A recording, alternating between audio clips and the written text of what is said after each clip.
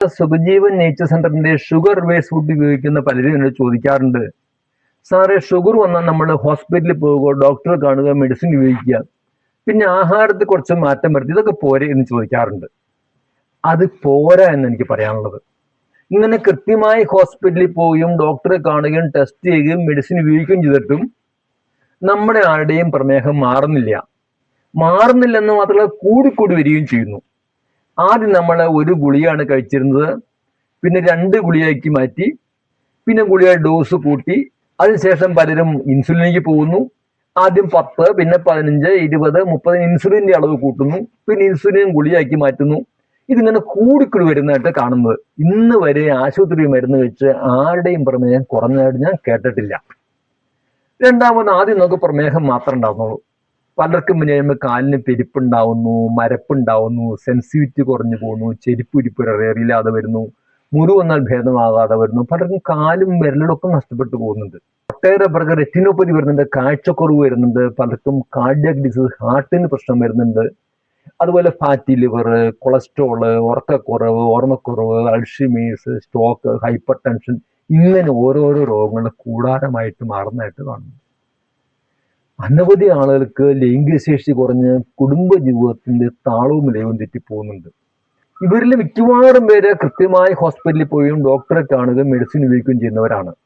അതുകൊണ്ട് എനിക്ക് പറയാനുള്ളത്, മരുന്ന് കൊണ്ട് മാത്രം നമുക്ക് ഷുഗറിനെയോ ഷുഗർ റിലേറ്റഡ് ഡിസീസുകളെയോ നിയന്ത്രിക്കാൻ സാധിക്കില്ല എന്നുള്ളതാണ്. കാരണം ഇതൊരു ലൈഫ് സ്റ്റൈൽ ഡിസീസാണ്, ജീവിതശൈലി രോഗമാണ്. ഇത് ബാക്ടീരിയോ വൈറസോ ഫംഗസോ വരുന്ന രോഗമല്ല. അതുകൊണ്ടാണ് മരുന്ന് കൊണ്ട് നമുക്ക് മാറ്റാൻ സാധിക്കാത്തത്. പ്രമേഹം ഒരു രോഗമല്ല എന്നാണ് സത്യം. ഇതൊരു ലൈഫ് സ്റ്റൈൽ ഡിസീസാണ്, ജീവിതശൈലി രോഗമാണ്. ശരീരത്തിന് യോജിക്കാത്ത ആഹാരക്രമവും വ്യായാമത്തിന്റെ കുറവുമാണ് രോഗത്തിന്റെ കാരണങ്ങൾ. ഈ കാരണങ്ങൾ മാറ്റിയാൽ മാത്രമേ കാര്യമായ രോഗത്തെ മാറ്റാൻ സാധിക്കുകയുള്ളൂ. നമ്മളിതുപോലെ ഹോസ്പിറ്റലിൽ പോവുകയും മരുന്ന് കഴിക്കുകയും ചെയ്യുമ്പോഴും ഈ രോഗത്തിന്റെ കാരണം ഇതുപോലെ തന്നെ തുടരുകയാണ്.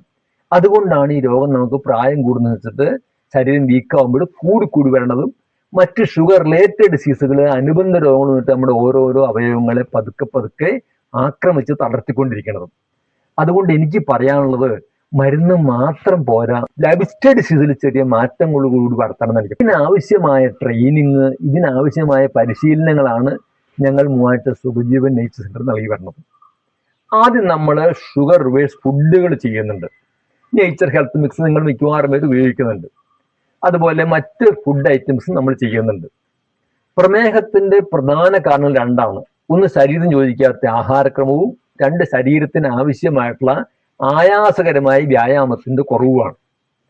ഒരു കാര്യം നമ്മൾ ആഹാരത്തിലുള്ള പരിധിവരെ പരിഹരിക്കുന്നു, അപ്പോൾ ഒരു 50% നമുക്ക് മാറ്റം ഉണ്ടാവും. ബാക്കി 50% കൂടി മാറ്റം ഉണ്ടാവണമെങ്കിൽ നമ്മൾ എന്ത് വേണം?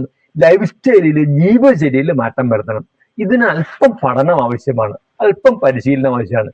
ഇതാണ് നിങ്ങളെ മുമ്പിലിരുത്തി ഒരു മാസക്കാലം കൊണ്ട് ഞാൻ പരിശീലിപ്പിക്കുന്നത്. 4 കാര്യങ്ങളാണ് നമ്മുടെ ക്ലാസ്സിലുള്ളത്. പ്രമേഹത്തിന്റെ ഒരു കാരണം ആഹാരത്തിലെ കാർബോഹൈഡ്രേറ്റിന്റെ ആധിക്യവും മറ്റ് പോഷകങ്ങളുടെ കുറവുമാണ്. അങ്ങനെ ഒരു ന്യൂട്രീഷൻ ഇംബാലൻസ്, ഒരു പോഷക അസന്തുലിതാവസ്ഥ ശരീരത്തുണ്ടാവുന്നു. ഇതിന്റെ ഫലമാണ് പ്രമേഹത്തിന്റെ ആരംഭം. അപ്പോൾ പ്രമേഹത്തെ ഇല്ലാതാക്കാൻ നമ്മൾ എന്ത് വേണം? ശരിയായ ഒരു ഡയറ്റിലേക്ക് വരണം. Food can healing, food can killing എന്ന് പറയും. ശരിയായ ആഹാരം നമ്മുടെ ശരീരത്തെ പോഷിപ്പിക്കുകയും നമുക്ക് ആരോഗ്യം പ്രദാനം ചെയ്യുകയും, തെറ്റായ ആഹാരം നമ്മളുടെ ആരോഗ്യത്തെ നശിപ്പിക്കുകയും നമ്മളുടെ ആയുസ്സിനെ വെട്ടിക്കുറയ്ക്കുകയും നമ്മളെ രോഗിയാക്കി തീർക്കുകയും ചെയ്യും. ഇവിടെ തെറ്റായ ആഹാരമാണ് ഈ പ്രമേഹത്തിന്റെ കാരണം. അപ്പൊ അതുകൊണ്ട് നമ്മൾ ആദ്യം ശരിയായ ഡയറ്റിലേക്ക് വരണം. ഒന്ന്, നമ്മളുടെ ആഹാരത്തിലെ കാർബോഹൈഡ്രേറ്റിന്റെ അളവ് കുറയ്ക്കണം. രണ്ടാമത്, നമ്മളുടെ ആഹാരത്തിലെ ന്യൂട്രിയൻസിന്റെ കുറവാണ്, ഒരു പോഷക അസന്തുലിതാവസ്ഥ. അതുകൊണ്ട് നമ്മളൊരു ബാലൻസ്ഡ് ഡയറ്റിലേക്ക് വരണം, ഒരു സമീകൃത ആഹാരത്തിലേക്ക് വരണം. ഇത്തരം ആഹാരങ്ങളാണ് നമ്മൾ ക്ലാസ്സിൽ പഠിപ്പിക്കുന്നത്. അതിനുവേണ്ടി നമ്മളുടെ ആഹാരത്തിലെ കാർബോഹൈഡ്രേറ്റിനെ കുറച്ച് ഒരു ലോ കാർബ് ഫുഡിലേക്ക് കൊണ്ടുവരും. ഒപ്പം പ്രോട്ടീനും ഫാറ്റും വൈറ്റമിൻസും മിനറൽസും അത്തരം മറ്റ് ഘടകങ്ങൾ ആഹാരത്തിൽ കൂട്ടുകയും ചെയ്യും. അങ്ങനെ സന്തുലിതമായിട്ടുള്ളൊരു ആഹാര സിസ്റ്റത്തിലേക്ക് കൊണ്ടുവരും. രണ്ടാമത് നിങ്ങളെ പഠിപ്പിക്കുന്നത് ശരിയായ വ്യായാമമാണ്. വ്യായാമം എന്ന് പറയുമ്പോൾ നമ്മളുടെ മുമ്പിൽ ഓടിയത് നടക്കലാണ്. നടക്കൽ പൂർണ്ണ വ്യായാമമല്ല. നടക്കുന്നതുകൊണ്ട് നമ്മുടെ കാലിന് മാത്രമേ വ്യായാമം കിട്ടുള്ളൂ.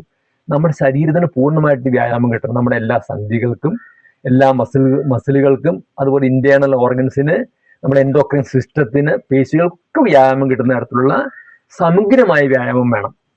അതിന് ഇരുന്നും നിന്നും കിടന്നുള്ള വ്യായാമം വേണം. ഇത്തരം വ്യായാമമാണ് നമ്മൾ ക്ലാസ്സിൽ പഠിപ്പിക്കുന്നത്. അപ്പോൾ നിങ്ങൾ വിചാരിക്കും ഇതൊക്കെ വളരെ വിഷമമല്ല, എനിക്ക് സാധിക്കും എന്ന് ചോദിക്കും. നിങ്ങൾക്കൊക്കെ സാധിക്കും. ഒരു 80 വയസ്സിന് ആൾക്ക് വരെ ചെയ്യാവുന്ന തരത്തിലുള്ള ലഘുവായ വ്യായാമങ്ങളാണ്. നിങ്ങൾ അരമണിക്കൂർ നേരം വ്യായാമം ദിവസം ചെയ്താൽ മതി. മൂന്നാമത് ബ്രീത്തിങ് എക്സസൈസ് ആണ്. പ്രമേഹം പ്രധാനമായിട്ട് നമ്മളുടെ നാഡികളെയും ഞരമ്പുകളെയാണ് ബാധിക്കുന്നത്. ന്യൂറോപ്പതിയാണ്. അതുകൊണ്ടാണ് ഞാൻ തുടക്കത്തിൽ പറഞ്ഞ പല രോഗങ്ങളും ഉണ്ടാവുന്നത് ഈ ന്യൂറോപ്പതി കൊണ്ടാണ്. അതിനെ തടഞ്ഞു നിർത്തണമെങ്കിൽ നമുക്ക് കുറച്ച് ബ്രീത്തിങ് എക്സസൈസിൽ കുറച്ച് ശ്വാസ വ്യായാമം ചെയ്തേ പറ്റുള്ളൂ. അത്തരം പ്രാണായാമങ്ങൾ നമ്മൾ ക്ലാസ്സിൽ നിങ്ങളെ പഠിപ്പിക്കുന്നുണ്ടാവും.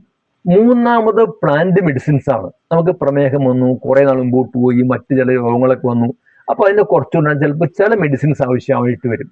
അതിനുവേണ്ടി വളരെ ചുരുങ്ങിയ തോതിൽ പ്ലാന്റ് മെഡിസിൻസ് ആണ് നമ്മുടെ ആഹാരം തന്നെ ഔഷധമായിട്ടും ഔഷധം തന്നെ ആഹാരമായിട്ട് ഉപയോഗിക്കുന്നതാണ് ഞങ്ങളുടെ തത്വം. അതിനനുസൃതമായിട്ട് ചില സാധനങ്ങൾ നമുക്ക് ഉപയോഗിക്കേണ്ടി വരും. അത് വളരെ വിശദമായിട്ട് നമ്മൾ ക്ലാസ്സിൽ പഠിപ്പിക്കുന്നതാണ്. നാലാമത് നമ്മൾ സ്ട്രെസ് റിലീഫിനായിട്ട് ഒരു കാര്യം പഠിപ്പിക്കും. പ്രമേഹം ചോറിനോട്ടോ ചപ്പാത്തിനും മാത്രം ഉണ്ടാകുന്ന രോഗമല്ല, ഇതൊരു മെന്റൽ ഡിസീസ് കൂട്ടാണ്. ഇപ്പോൾ ഈ ആധുനിക കാലത്ത് വർദ്ധിച്ചു വരുന്ന സ്ട്രെസ്, അതുപോലെ ടെൻഷൻ, അങ്ങനത്തെ കാര്യം എല്ലാം നമ്മളുടെ എൻഡോക്രൈൻ സിസ്റ്റത്തെ അബ്നോർമൽ ആക്കുന്നുണ്ട്. അതുകൂടി പ്രമേഹത്തെ വർദ്ധിപ്പിക്കുകയും പ്രമേഹത്തിന് കാരണമായി തീരുകയും ചെയ്യുന്നുണ്ട്. അപ്പൊ അതെല്ലാം കുറയ്ക്കാൻ വേണ്ടിയാണ് ഇത്തരം ചില മെത്തേഡുകൾ നമ്മൾ ക്ലാസ്സിൽ പഠിപ്പിക്കുന്നത്. അങ്ങനെ 4 വിധത്തിലാണ് നമ്മൾ ഷുഗറിനെ സമീപിക്കുന്നത്. ഒന്ന് ശരിയായ ഡയറ്റ്, ഒന്ന് ശരിയായ ഫിസിക്കൽ എക്സസൈസ്, ഒന്ന് ശരിയായ ബ്രീത്തിങ് എക്സസൈസ്, ഒന്ന് ശരിയായിട്ടുള്ള മെന്റൽ ഹെൽത്തിനുള്ള മെത്തേഡുകൾ. വളരെ ഫലപ്രദമായിട്ട് ഷുഗറിനെയും ഷുഗർ റിലേറ്റഡ് ഡിസീസുകളെ നമുക്ക് കുറച്ചുകൊണ്ടുവരാൻ സാധിക്കും. ഒരു പരിധി വല്ല പറക്കുന്നത് പൂർണ്ണമായിട്ട് ഇല്ലാതെയാക്കാൻ സാധിക്കും. ഇന്ന് കഴിക്കുന്ന മരുന്നുകൾ നിങ്ങൾക്ക് പടിപടിയായിട്ട് കുറച്ചുകൊണ്ടാൻ സാധിക്കും. ഹോസ്പിറ്റൽ ചെലവ് ഗണ്യമായിട്ട് കുറയ്ക്കാൻ സാധിക്കും. അതുപോലെ നാളെ നമ്മുടെ കണ്ണിനെയോ കാലിനെയോ ലിവറിനെയോ ഹാർട്ടിനെയോ സെക്സിനെയൊക്കെ ഈ ഷുഗർ ബാധിക്കുന്നത് ഭയപ്പെടേണ്ട ആവശ്യമില്ല. പക്ഷേ പലർക്കും ഒരു തെറ്റിദ്ധാരണയുണ്ട്. ഞാൻ ഗുളിക കഴിക്കുന്നുണ്ട്, ഞാൻ ഇൻസുലിൻ എടുക്കുന്നുണ്ട്, എൻ്റെ ബ്ലഡിലെ ഷുഗർ കൺട്രോളിംഗ് ആണ്, എനിക്ക് സെക്സിന് പ്രശ്നമൊന്നും വന്നിട്ടില്ല, കാലിന് പെരുപ്പില്ല, കാഴ്ചക്കുറവില്ല, ഹാർട്ടിന് പ്രശ്നമില്ല, പിന്നെ ഞാൻ എന്തിനാണ് ഈ ക്ലാസ്സിനൊക്കെ വന്നിരിക്കും. അത് ശുദ്ധ മണ്ടത്തരാന്നാണ് എനിക്ക് പറയാനുള്ളത്. ഇത്തരം രോഗങ്ങളൊന്നും റിവേഴ്സുകളില്ലാത്ത രോഗങ്ങളാണ്. വന്നു കഴിഞ്ഞാൽ പിന്നെ മാറ്റിയെടുക്കുക എളുപ്പമല്ല. അതുകൊണ്ട് ഇവ വരാൻ വേണ്ടി കാത്തു നിൽക്കരുത്. നമുക്ക് പ്രമേഹമുണ്ടോ, നാളെ ഇതിൽ ഏതെങ്കിലുമൊക്കെ കുറച്ച് രോഗങ്ങൾ വരുന്നുണ്ട്, കാരണം ഡെഫിനറ്റ് ആണ്. അതുകൊണ്ട് അത് വരാതിരിക്കാൻ വേണ്ടി അത് വരുന്നതിന് മുമ്പ് തന്നെയാണ് നമ്മൾ പ്രിവെന്റീവായിട്ട് ചില കാര്യങ്ങൾ ചെയ്യേണ്ടത്. ഇതിനാവശ്യമായ ക്ലാസ് ആണ് ഞാൻ നിങ്ങൾക്ക് നൽകേണ്ടത്. പ്രത്യേകിച്ച് പ്രായം കുറഞ്ഞ ആളുകൾ തീർച്ചയായിട്ടും ഈ കോഴ്സിൽ പങ്കെടുത്തിട്ട് ഫ്യൂച്ചറിൽ നമുക്ക് ഉണ്ടാകാൻ പോകുന്ന ഇത്തരം വിനകളെ വളരെ ഫലപ്രദമായിട്ട് നേരിടുന്നതാണ് എനിക്ക് പറയാനുള്ളത്. 1 മാസക്കാലം 1 മണിക്കൂർ നിങ്ങൾ എൻ്റെ മുമ്പിൽ ഇരുന്ന് ഈ കാര്യങ്ങളെല്ലാം വിശദമായിട്ട് പഠിച്ചാൽ മതി. ഇനി 1 മാസക്കാലം കൊണ്ട് മാത്രം നമ്മുടെ ക്ലാസ് അവസാനിപ്പിക്കുന്നില്ല. തുടർന്ന് 3 മാസം ഫോളോ അപ്പ് ഉണ്ടാവും. അല്ലാത്ത സമയത്ത് നിങ്ങൾക്ക് ഏത് സമയത്തും വേണമെങ്കിൽ ഞാനുമായിട്ട് ബന്ധപ്പെടാം. അതുകൊണ്ട് വളരെ സാവധാനം, വളരെ ലഘുവായിട്ട് നിങ്ങളുടെ എല്ലാ സംശയങ്ങളും തീർത്ത് ഷുഗർ റിവേഴ്സിന് ആവശ്യമായ കാര്യങ്ങളെല്ലാം ഈ ക്ലാസ്സിൽ പഠിപ്പിക്കുന്നതാണ്. 100 കണക്കിന് പേര് ഈ ക്ലാസ്സിൽ പങ്കെടുത്തിട്ട് അവരുടെ ഷുഗറും ഷുഗർ റിലേറ്റഡ് ഡിസീസും കുറഞ്ഞു വരുന്നുണ്ട്. പലരും മരുന്നുകൾ ഭാഗികമായിട്ട് നിർത്തിയിട്ടുണ്ട്, പലർക്കും മരുന്ന് പൂർണ്ണമായിട്ട് നിർത്താൻ സാധിച്ചിട്ടുണ്ട്. നിങ്ങൾക്കും ഇത് സാധിക്കുമെന്ന് എനിക്ക് പറയാനുള്ളത്. അതുകൊണ്ട് ഫുഡിനോടൊപ്പം നിങ്ങൾ ഈ ക്ലാസ് കൂടി അറ്റൻഡ് ചെയ്യണമെന്നാണ് എനിക്ക് നിർദ്ദേശിക്കുവാനുള്ളത്. ക്ലാസ് എന്ന് കേൾക്കുമ്പോൾ 100 കണക്കിന് ആളുകളുടെ ക്ലാസ് അല്ല. അതുകൊണ്ട് നിങ്ങൾ പരമാവധി നേരത്തെ ഈ നമ്പറിൽ വിളിച്ച് ബുക്ക് ചെയ്താലേ ക്ലാസ്സിൽ പങ്കെടുക്കാൻ സാധിക്കുകയുള്ളൂ.